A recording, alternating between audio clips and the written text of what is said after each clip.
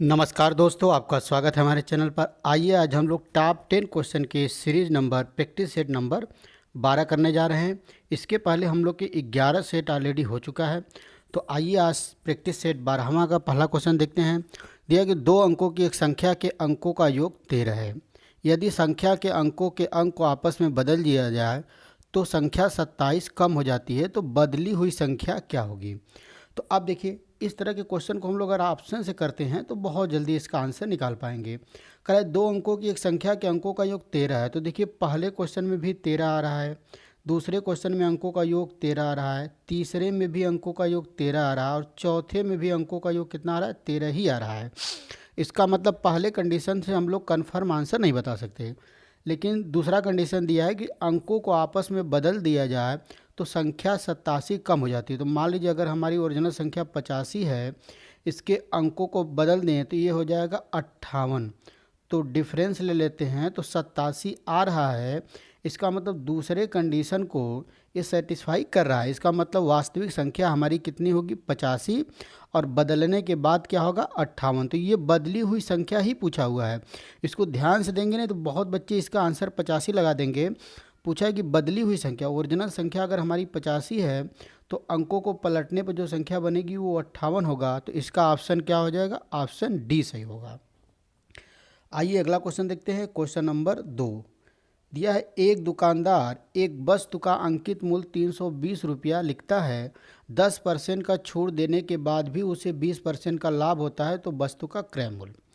तो देखिए, जब भी छूट की बात करें, डिस्काउंट की बात करें, तो तीन बातें हमेशा होगी। एक होता है सीपी, एक होता है एमपी और एक होता है एसपी, क्रय मूल्य, अंकित मूल्य और विक्रय मूल्य।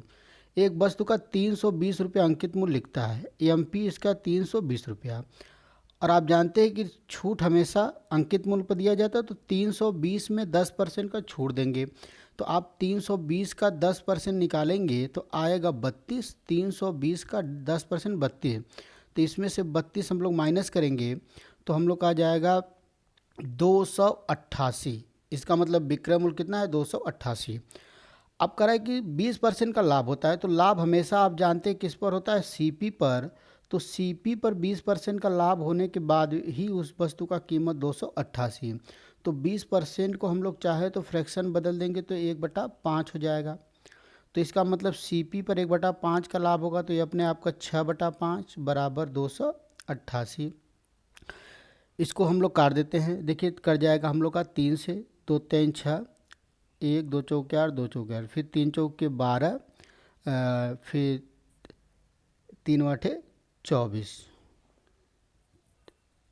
2 3 6, 3 दूना के 6 हो जाएगा। यहाँ पे देखिए 2 से काटेंगे हम लोग। इसको फिर से देख लेते हैं कैलकुलेशन एक बार। आइए इसका कैलकुलेशन एक बार फिर से हम लोग चेक कर लेते हैं। तो 20% का लाभ, 20% का लाभ का मतलब कि 1/5, 1/5। तो सीपी पर 1/5 का लाभ होगा, तो ये अपने आप कितना हो जाएगा भाई, 6/5 बराबर 288। तो काट देते हैं। देखिए 6 से ही कट जाएगा हमको लग रहा है। 6 चौके 24, 2 बचे 4 बचेगा, 6/48। तो सीपी बराबर 48 गुणे 5 होगा, तो 5/40, 4 बचेगा, 5 चौके 20, 4 24। इसका मतलब 240 रुपया। उस वस्तु का क्रय मूल्य कितना है, 240। तो ऑप्शन ए सही होगा। आइए अगला क्वेश्चन देखते हैं। क्वेश्चन नंबर 3 दिया है, नंबर सिस्टम का है, रिमाइंडर थ्योरम शेषफल प्रमेय से क्वेश्चन है। देखिए क्या दिया है, दिया है कि R019 11 से विभाजित है, तो R का मान, R का सबसे छोटा मान क्या होगा। तो R एक नंबर दिया है, फिर 0, फिर 1, फिर 9। ये नंबर 11 से विभाजित है। तो 11 का रूल क्या होता है, एकांतर अंकों के योग का अंतर, मतलब कि R+1 माइनस 0+9, मतलब पहले और तीसरे वाले स्थान को एक साथ जोड़ देंगे, दूसरे और चौथे वाले स्थान को एक साथ जोड़ के उनका अंतर ले लेंगे। तो यहाँ पर आ जाएगा R+1 -9, ये आ जाएगा R-8। इसको 11 से विभाजित होना है तो R की वैल्यू 8 होना पड़ेगा। अगर 8 हो जाएगा तो 8 - 8 बराबर 0 हो जाएगा, और 0 11 से कट जाएगा। तो यहाँ तो या तो आर यहाँ तो 0 आ जाए या तो फिर 11 आ जाए। तो यहाँ पर 11 लाने के लिए आर की वैल्यू हमको 19 लेना पड़ेगा, जो कि हम नहीं ले सकते क्योंकि आर एक डिजिट है और डिजिट हम 0 से लेके 9 तक ही ले पाएंगे। इसीलिए आर की वैल्यू हमको 8 ही लेना पड़ेगा। तो इसका आंसर क्या हो जाएगा, आर की वैल्यू 8 होगा। तो ऑप्शन डी सही हो जाएगा। आइए अगला क्वेश्चन देखते हैं। क्वेश्चन नंबर 4 एलसीएम और एचसीएफ का क्वेश्चन है। आइए देखा जाए क्या दिया है कि दो संख्याओं का एचसीएफ और एलसीएम क्रमशः 3, 2730 दिया। यदि एक संख्या 78 है तो दूसरी संख्या क्या होगी। तो आप जानते हैं कि n1 इंटू n2 दो संख्या का गुणनफल बराबर एलसीएम इंटू एचसीएफ होता है। किसी दो संख्या का गुणनफल उनके एलसीएम और एचसीएफ के गुणनफल के बराबर होता है। इस बात को आप याद कर लेंगे, इस बात को रिमेंबर कर लेंगे, याद कर लेंगे।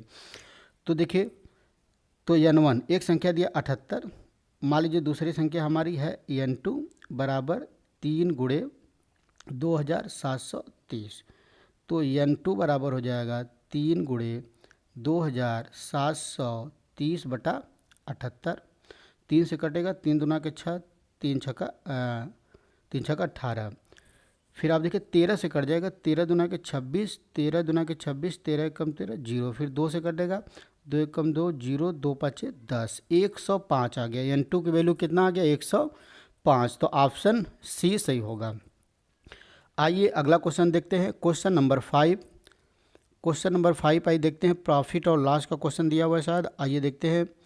दिया है कि एक मेज को 10% के लाभ पर बेचा गया।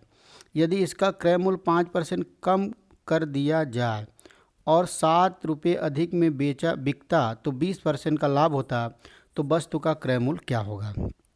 तो मान लेते हैं कि वस्तु का पहले क्रय मूल्य कितना था, 100। जब इसको 10% लाभ पर बेचेंगे तो पहला हमारा विक्रय मूल्य आएगा 110%। इसको मान लेते हैं SP1। पहला विक्रय मूल्य कितना आ जाएगा, 110%। अब बोला कि यदि क्रय मूल्य को 5% कम कर दिया जाता है, इसका मतलब जो CP2 हमारा है, मतलब दूसरा क्रय मूल्य, वो हमारा है 95%। अब 7 रुपये अधिक में, पहले में 7 रुपये अधिक बेचे तो 20% का लाभ हो जाता। 20% का मतलब 1/5। तो 95% पर 1/5 का लाभ होगा तो 6/5 हो गया, 19 हो जाएगा। 19 6 का 114। तो 114%, यही हमारा होगा SP2। अब SP1 है 110%, SP2 114%। ये क्यों हुआ, ये ज़्यादा क्यों आ रहा है, क्योंकि हम पहले से 7 रुपया ज़्यादा ले रहे हैं। तो ये इससे 7 रुपया ज़्यादा है, तो 114 में से 10 घटाएंगे तो 4% की वैल्यू 7 के बराबर आ जाएगी। 4% की वैल्यू 7, तो इसीलिए 100% की वैल्यू होगा 7/4 गुणे 100। तो 25 हो जाएगा, गुणा कर देंगे आ जाएगा 175। तो वस्तु का क्रय मूल्य कितना होगा, 175। ऑप्शन ए सही हो जाएगा। आइए नेक्स्ट क्वेश्चन देखते हैं। अगला question number 6 time and work का क्वेश्चन है दोस्तों। दिया कि P, Q, R एक खेत को 6 दिन में काटते हैं। यदि P अकेले 10 दिन में, Q अकेले 24 दिन में काटता है, तो R अकेले उसे कितने दिन में काटेगा। तो आइए देखते हैं। P + Q + R किसी खेत को कितने दिन में, 6 दिन में काटते हैं। P उसे काटता है 10 दिन में और Q उसे काटता है 24 दिन में। तो टोटल काम हम लोग मान लेंगे 120, क्योंकि 120 सभी नंबर से कट रहा है। तो अगर 6 दिन में 120 काम तो एक दिन में 20, 10 दिन में 120 तो एक दिन में 12, 24 दिन में 120 तो एक दिन में 5। तो P + Q + R का एक दिन का काम है 20, और यहीं पर P + Q का एक दिन काम 12 और 5 17। तो R का काम एक दिन का निकालेंगे तो माइनस कर दिया जाएगा तो आ जाएगा 3। इसका मतलब कि R की क्षमता कितनी है, 3। एक दिन में 3 काम कर पाता और टोटल 120 काम है, तो 120 काम करना रहेगा तो कितना दिन लगेगा, 120/3 बराबर 40 दिन। तो आंसर हो जाएगा 40 दिन, मतलब ऑप्शन बी सही होगा। आइए अगला क्वेश्चन देखते हैं। क्वेश्चन नंबर 7 दिया कि एक कार आधी दूरी 50 किलोमीटर प्रति घंटा की चाल से और आधी दूरी 60 किलोमीटर प्रति घंटा की चाल से तय करता है, तो उसकी औसत चाल।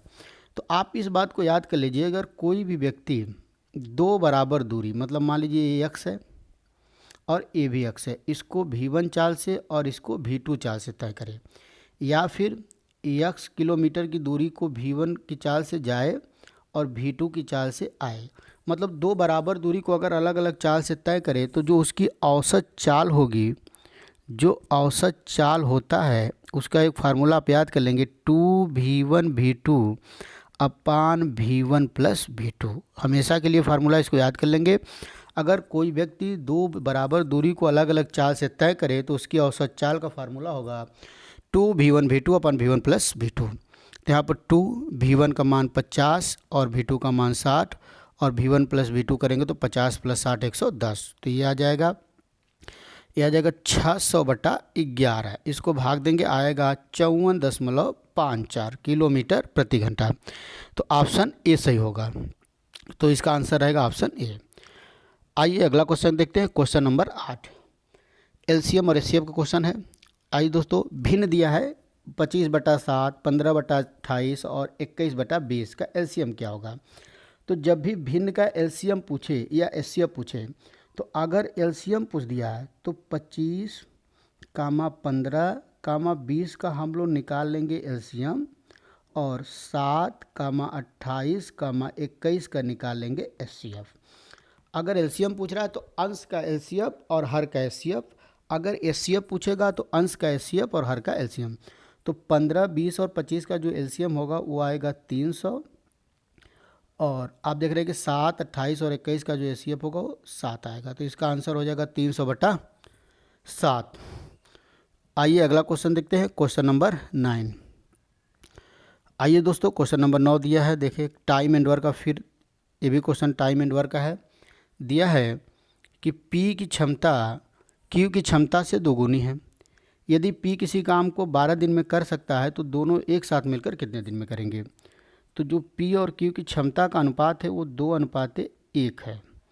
तो इनके समय का अनुपात 1 और 2 हो जाएगा, क्योंकि क्षमता और समय एक दूसरे के व्युत्क्रमानुपाती हो, तो इनके समय का अनुपात 1 और 2 हो जाएगा। यही पे दिया है कि यदि Q 12 दिन में करता है तो 2 की वैल्यू 12 है, तो 1 की वैल्यू 6 हो जाएगा।